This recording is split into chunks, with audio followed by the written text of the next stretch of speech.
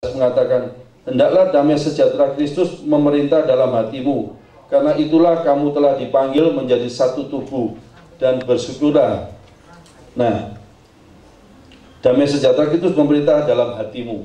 Jadi kita harus dalam kondisi damai sejahtera ya. Nah, Bapak dan Ibu, saya akan menyaksikan satu kejadian yang saya alami pada awal tahun ini, 7 Januari ya. Kadang-kadang saya juga nggak mengerti, Tuhan kenapa Kairos ini berlaku dalam kehidupan kita. Kadang-kadang Kairos Tuhan itu kadang-kadang tidak mengenakan kita. Tapi sekali lagi, walaupun tidak mengenakan, tapi itu adalah kebaikan buat kita. Nah, saya mengalami kejadian di 7 Januari waktu saya di Amerika. Saya cukup lama ya, rumah saya sudah hampir 12 tahun di sana. Ternyata kami tidak pernah mengalami sesuatu ya. Semakin karena tahun-tahun yang lalu rohani kita juga seperti ini ya. Tapi pada tahun lalu kita banyak ditempa rohani kita satu keluarga ya. Kita semakin hari semakin dekat sama Tuhan. Tuhan izinkan kejadian Kairos, Tuhan izinkan. Kadang-kadang Kairos Tuhan izinkan itu bukan selalu enak Bapak dan Ibu. Kadang-kadang pun tidak enak. Pada tanggal 7 Januari kami sekeluarga jalan-jalan gitu ya, meninggalkan rumah pukul 3:30 sore ya. Kami tidak terpikirkan ya bahwa akan terjadi sesuatu dalam rumah kami di Amerika. Dan pada waktu itu kami pergi jam 3, 3:30 jam pergi. Di dalam perjalanan, padahal Tuhan sudah mengikatkan ke saya. Dan Kairos Tuhan itu kalau kita peka, Tuhan pasti juga mengingatkan sebelum kejadian Bapak dan Ibu. Nah, saya pergi jalan-jalan, aneh pada waktu jalan-jalan itu Tuhan izin. Kenapa jalan ini begitu macet sekali ya? Dan pada waktu anak saya membawa mobil, kami berempat sama anak saya yang dua-dua, jalan itu macet sekali. Waktu saya, kok anak saya putar lagi, putar sampai 2 kali jalan itu. Dan saya bicara sama anak saya sama istri, udahlah kita pulang, ya kita pulang aja. Kenapa? Kayaknya ada sesuatu yang nggak benar, saya bilang. Tuhan sudah mengingatkan saya waktu itu, ada sesuatu yang nggak benar, saya pulang. Tapi karena kemauan daging ini luar biasa, ya kita lanjutkan perjalanan itu. Ya. Bayangin, tahun lalu waktu saya tinggal selama 5 hari, barang saya semua ada di rumah di LA. Saya tinggal naik pesiar cukup lama, yaitu ke Florida kemana, itu nggak ada apa-apa 5 hari, semuanya berjalan utuh. Tapi kali ini dengan 5 jam semuanya berbeda ya Bapak dan Ibu. Hanya cukup dengan 5 jam semuanya itu berubah. Dan saya yakin Kairos Tuhan telah berlaku buat kita. Kadang-kadang Kairos Tuhan sudah dilakukan buat kita, tapi kita itu kadang-kadang nggak ngeh Bapak dan Ibu, nggak sadar. Tuhan sudah kasih warning. Saya yakin kalau kita punya Roh Kudus, ya, kalau kita punya Roh Kudus, warning Tuhan itu nyata. Ini nyata dalam kehidupan saya satu keluarga, ya, nyata sekali. Saya mau pulang dan waktu saya lihat, kira-kira, oh itu mau jam 5, udahlah balik. Nggak taunya anak-anak kompak sih, saya nggak kompak, saya mau pulang. Anak-anak enggak dah, kita terus saja, kita mau lihat pertokoan, mau makan waktu itu. Apa yang terjadi Bapak dan Ibu? Benar, nyata benar kejadiannya. Jam 8:30, 9 saya sampai di rumah. Saya dengan sangat terkejut karena rumah saya di sana kebetulan ada 4 kamar, yang 2 itu saya koskan. Dan saya lihat kalau saya koskan yang 1 ini pulang ke Indonesia, kok lampu ini nyala? Ya. Lampu ini kok nyala, pintu kok buka? Ya. Saya kaget, pintu garasi. Kita masuk, mobil masuk, tapi saya lari duluan. Istri saya bilang, oh kok pintunya nyala gitu ya. Saya pikir, oh saya coba telepon adik saya, adik ipar saya, yang biasanya juga ada kunci rumah. Udah, nggak terpikirkan waktu itu. Saya lari masuk ke dalam Bapak dan Ibu. Ternyata terjadi suatu pembersihan di dalam rumah. Ya, beberapa barang kita hilang. Dan kami tidak pernah kecurian sama sekali. Dan saya tidak pernah memasang security alarm. Padahal selama 12 tahun itu saya nggak pernah masang security alarm. Karena waktu itu pikiran saya security alarm mahal sekali ya. Tapi ini Tuhan yang nyatakan dalam kehidupan kita. Ternyata beberapa barang kami hilang. Pada saat laptop kami hilang. Dan lucunya laptop saya itu memang, saya bilang kalau saya mau pulang Amerika saya ganti. Saya mau ganti yang baru. Kan sudah saya pakai 5 tahun ya. Jadi hilang. Saya taruh di laci.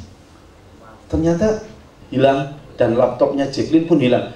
Laptop anak saya yang perempuan ini sudah beberapa hari ngerengek ganti MacBook. Dia minta ganti yang baru. Dan memang Tuhan izinkan doa dia pakai cara yang lain gitu ya.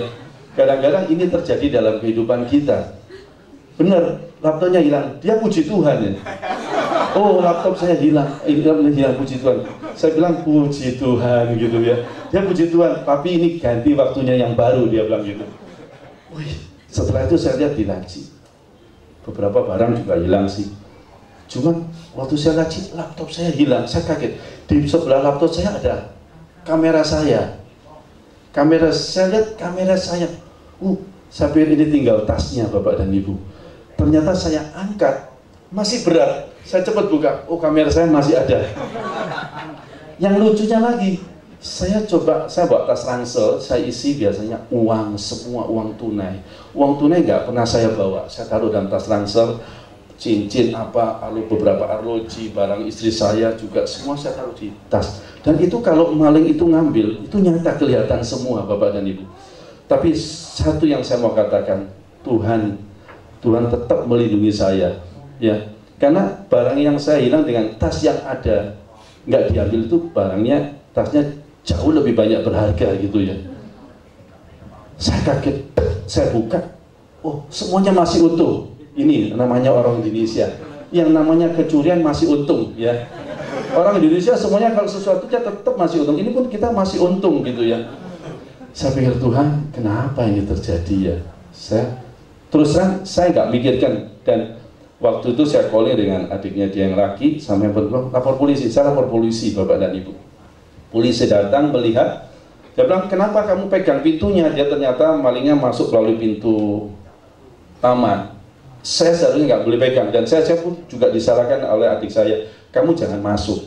Kalau waktu itu kamu masuk orangnya di dalam, kamu bisa ditembak, dia bilang gitu. Karena adik saya sudah kejadian, waktu dia masuk, pintu buka, dia masuk, dia diikat sama orang-orang Vietnam yang ada di Amerika, diikat, bajunya dirobek-robek, ya, barangnya diambil. Tapi saya bilang, karena kemurahan Tuhan, saya yakin Tuhan yang melindungi saya.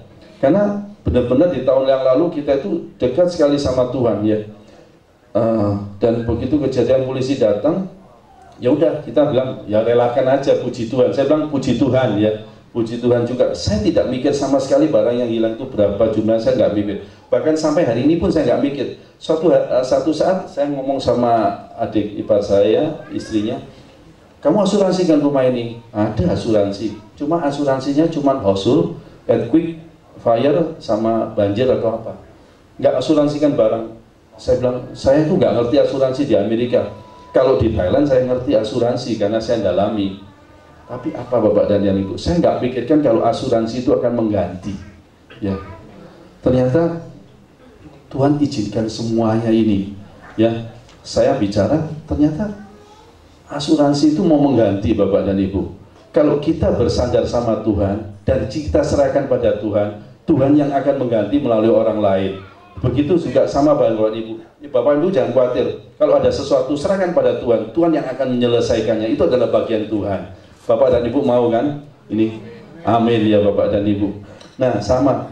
Saya pun berpikir begini. Oh kenapa ya 12 tahun saya rumah terbuka nggak ada apa-apa. Ternyata kali ini Tuhan izinkan. Ternyata istri saya mengatakan di Lukas 12 ayat 48 adalah menjadi sesuatu kekuatan dalam kehidupan kita. Kita akan coba baca di Lukas 12 ayat 48.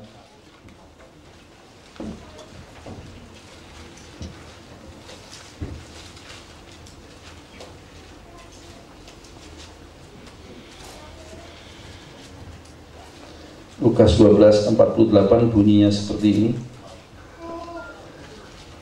Tetapi barang siapa tidak tahu akan kehendaknya tuannya dan melakukan apa yang harus mendatangkan pukulan, ia akan menerima sedikit pukulan. Setiap orang yang kepadanya banyak diberi, daripadanya akan banyak dituntut, dan kepada siapa yang banyak dipercayakan daripadanya akan lebih banyak lagi dituntut. Ini mengikat kepada saya bahwa semakin hari kita akan sama-sama di sini semakin banyak dituntut. Ya, kita harus dekat sama Tuhan dan semakin kita mengerti akan firman Tuhan. Nah, ini adalah ujian yang boleh diterima saya satu keluarga, bahwa semakin kita mengenal Tuhan dan kita satu keluarga. Saya bukan mempromosikan ya, memang kan semakin hari kami semakin dekat sama Tuhan, karena kita tinggal berdua sih di rumah ya. Saya udah bilang sama istri saya pada saat di Amerika, ini adalah salah satu teguran dari Tuhan. Kita itu dikasih berkat sama Tuhan, senang-senang di Amerika, tapi kita lupa kadang-kadang baca firman-Nya pun. Berdoa tetap berdoa, firman-Nya kadang-kadang cuma asal baca gitu ya. Ini Tuhan melakukan teguran. Nah, kalau kita semakin mengenal dan mengerti semakin dalam sama Tuhan, kita semakin banyak dituntut. Jadi Bapak dan Ibu jangan khawatir dan jangan takut, ikut Tuhan itu enak luar biasa ya. Kalau kita semakin mengerti sama Tuhan, pasti akan semakin dituntut. Dan kejadian ini buat kita adalah suatu hal yang senang sekali. Saya puji Tuhan. Kenapa saya puji Tuhan? Saya ditegur Tuhan secara instan ya. Kalau enggak, mungkin saya akan tetap berleha-leha ya di sana. Enggak, santai-santai aja. Dan Tuhan ingatkan saya secara instan. Saya senang sekali dengan kejadian ini. Dan saya tidak ada gelisah sama sekali. Bahkan apa yang hilang itu Tuhan janjikan dengan asuransi akan bayar. Bahkan saya juga enggak terpikirkan lagi bahwa apa yang hilang Tuhan juga ganti. Pada saat kemarin kita melakukan rapat shareholder, ternyata beberapa fasilitas kami yang tim manajemen di sini kita ditambahi gitu ya, diberikan lagi. Nah, itu kalau kita bergantung sama Tuhan ya, Tuhan akan memberikan dengan tidak terpikirkan oleh kita semua. Nah, itu yang boleh saya sharingkan pada siang ini ya. Mungkin ini akan menjadi juga berkat buat Bapak dan Ibu. Jadi jangan khawatir kalau kita menghadapi kairos Tuhan itu nggak selalunya semuanya enak ya. Ya, karena dengan kejadian yang saya tadi, ada satu yang saya lupa, bahwa anak saya yang besar Mark itu sangat teledor sekali ya. Kalau dia keluar rumah itu tidak pernah mau kunci pintu kamar ya, tidak mau pernah kunci pintu kamar. Dia bilang aman-aman aja. Tapi melalui kejadian ini Tuhan beri hikmat kepada kami sekeluarga. Anak saya jadi hati-hati dan teliti ya. Jadi Bapak dan Ibu, setiap kejadian kairos Tuhan yang dilakukan buat Bapak dan Ibu itu selalu tepat dan indah pada waktunya, selalu mendatangkan suatu hal yang luar biasa untuk bisa merubah kehidupan kita. Nah, ini adalah firman Tuhan yang boleh saya sharingkan ya. Kalau kita mau, saya akan coba untuk memuji sebuah lagu. Mungkin Bapak dan Ibu tahu, kalau yang Pantai Kosta Lama mungkin tahu lagu ini ya. Lagu ini cukup sudah 30 tahun lebih ya. Semasa kecil saya sudah tahu. Mungkin yaitu Jalan Tuhan. Ada di sini yang tahu tentang lagu ini? Jalan Tuhan. Saya akan coba ya, Jalan Tuhan. Sebentar, ada di USB punya. USB. Itu. Ada waktu